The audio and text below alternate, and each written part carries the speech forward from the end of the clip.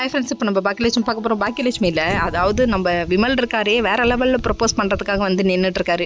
நீ எதுக்கு ட்ரை பண்ணுறது நல்லா தெரியுதுரா, பண்ணாதரா இதெல்லாம் அப்படிங்கிற மாதிரி தான் இருந்து நம்ம இனியாவோட நம்பர் எடுக்கிறதுக்காக போயிட்டு ரெஸ்டாரண்ட்டில், அதாவது செல்வியை பார்த்து உங்களுக்கு கல்யாணம் ஆயிடுச்சாக்கா, உங்களை பார்த்தா யூத்து மாதிரி இருக்க, உருட்டாதரா பகல் தினது முழு பூசணிக்காக முழு சோத்தில் மறைக்கிறதுன்னு சொல்லுவாங்களே, அந்த கதையாக இருக்குங்க. இந்த மாதிரிலாம் கதையை சொல்லிட்டு எதுக்குன்னு பார்த்தா அவங்க ஃபோனை எடுத்து இனியாவோட நம்பர் எடுத்துட்டாரு. நல்ல வேலை பார்க்குறாடா தம்பி நீயே அப்படிங்கிற மாதிரி தான் இருந்தது.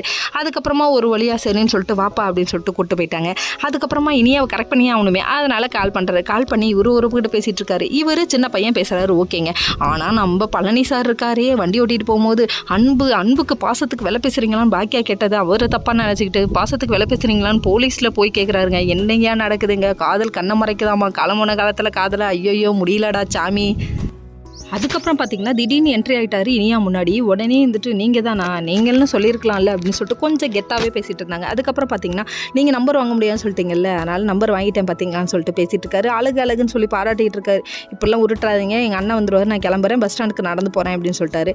சரி ஒரு வழியாக நீ கடலை போட்டது போதும் தம்பி, நீங்கள் இருந்து கிளம்பு தம்பின்னு சொல்லிட்டாங்க. சரி என்ன பண்ணுறது, அதனால் கோச்சிக்கிட்டு அவரும் கிளம்பிட்டாரு. இன்னொரு பக்கம் பார்த்தீங்கன்னா நம்ம அமிர்தாவோட அம்மா வந்திருக்காங்க. அதுக்கப்புறம் அமிர்தா வந்து காஃபி போட்டு எல்லாருக்கும் கொடுக்க பாட்டி ஒரு மாதிரி படாமல் பேசிகிட்டு இருக்கிறத நோட் பண்ணிட்டாங்க அமிர்தாவோட மாமியார். நோட் பண்ணோடனே சரி என்ன தான் நடக்குது அப்படின்னு சொல்லிட்டு அவங்களும் வெயிட் பண்ணிருக்காங்க. அதுக்கப்புறம் கடைசியில் போகும்போது சொல்லிட்டாங்க உண்மையை, நான் குழந்தை பேத்துக்கு சொல்கிறேன், அதுக்கு பிறகு கோச்சுக்கிறாங்க அப்படின்னு சொல்கிறாங்க. ஓகே ஃப்ரெண்ட்ஸ், நெக்ஸ்ட் வீடியோவில் பார்ப்போம், பாய்.